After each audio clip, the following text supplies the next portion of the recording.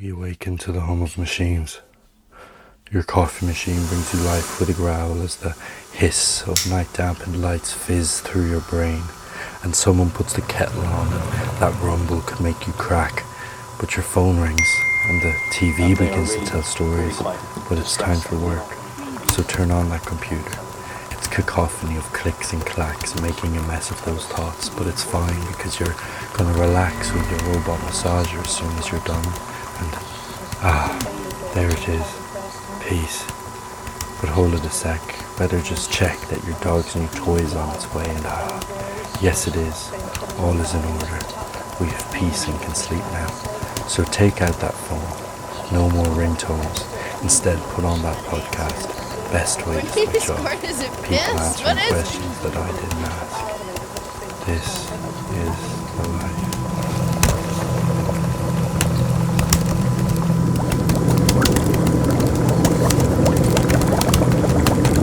And this is Bookmart,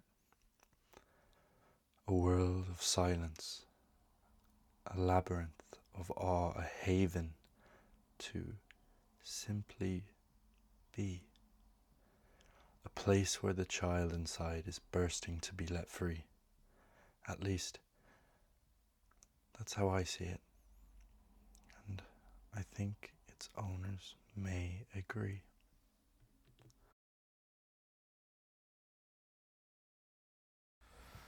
What has stuck with me every day since first stepping into Bookmart is the peace, the quiet, the stillness. Although this seems simple, it is something that no shop has ever made me feel before. Is there a certain mindset that both of you make sure to bring to work to keep it this safe place for the soul? The way I always kind of think of it is, I kind of wanted to make the place. I kind of wanted to make a place from that I would have wanted to go to, like like growing up here. So like back in the '90s or whatever. Like you had bookshops and everything, and they're all great and grand, but I kind of wanted a place for like weird people. I think as well, like a lot of places like this where you get a lot of nice literature and stuff like that, it can feel kind of stuffy. So I don't think we ever really put on much airs, and that helps people kind of relax. Places like Bookmart, this sort of cultural sanctuary for readers where anyone can come and ask for books that main retailers would not have, is becoming rarer and rarer. The collective memory of not just the books, but the emotions that these books have made people feel through the years is embedded into the fabric of the shop. Is it a conscious decision to look out for the books that otherwise may be completely forgotten about? Yeah, it definitely is. I suppose we would have started a good while back, both of us,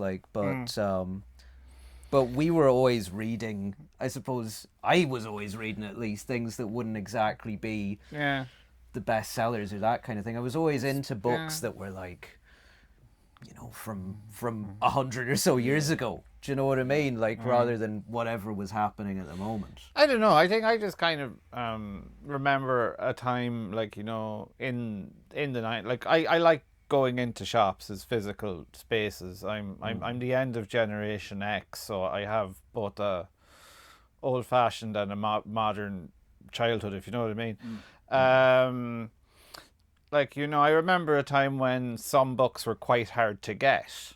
Because I'd gone to college in 1997, Amazon was only starting then, and the first thing they started selling, of course, was books. But there was a time before that you couldn't really, sometimes it was very hard to find some books, I mean, what you say as well about like there being like a kind of an emotion or that sort of thing 100%. imbued into some of the books. I mean, that is very much a thing. Like I'll open books and I'll find like Yeah, me too. I remember the first time I got a book here, I found receipts from 20 years ago, and I was like, that is amazing. Like sometimes I'll find like postcards and they'll be like, obviously this person has gone on holiday. They meant to fill in this postcard and send it to someone, but they haven't. Before coming to Bookmart, I had more or less lost my love for books. I think the ease of such intense entertainment through video games and streaming services makes a lot of people think books could never match that buzz. Why are books so important to you both? Well, in terms of like other media and games and things and whatever else, there's always another form of entertainment. There always has been, and there always will be. It's just that, you know, digital or whatever entertainment is much as flashier and much more instant. But there's always been other forms of entertainment. I think books just serve the needs served by books. If that makes any sense, is that you I think you have a kind of unique experience just reading a book. I don't think anything can actually replace it as such. Well, that's what I think. I think so.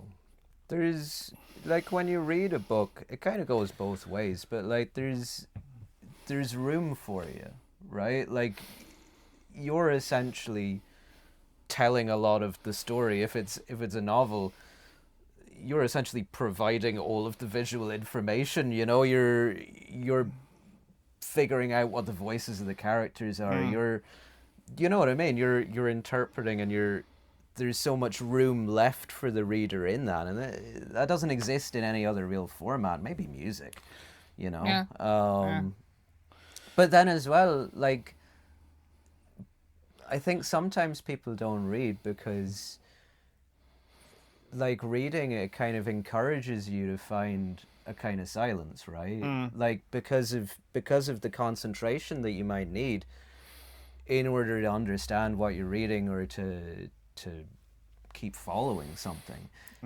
It encourages you towards silence in a way where, you know, every other medium is taking you away from any kind of silence, right? Bookmart is the example of what we need to keep today. The new, the better, the more. That's what the world is telling us we need. But that's never how I felt in here. My final question to you both is, do you think Bookmart will ever change? Well, like anything, it has to change a bit. Like, you know, you know, like we've had to adjust, you know, expenditures and how we do things, like in various little ways. This could be very boring. This could be very accountancy orientated, but like, you know, it's like anything. You have to change little things, how you do things all the time. But you know, I think it will. I think it enjoys being a small business. Yeah. I like small. Small's good. But it's an open-minded small, you know? Yeah.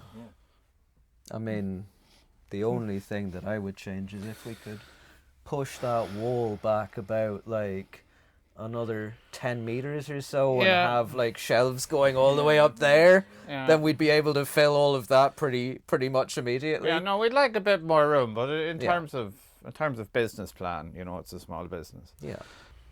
So, I hope not much changes, you know. Not too much.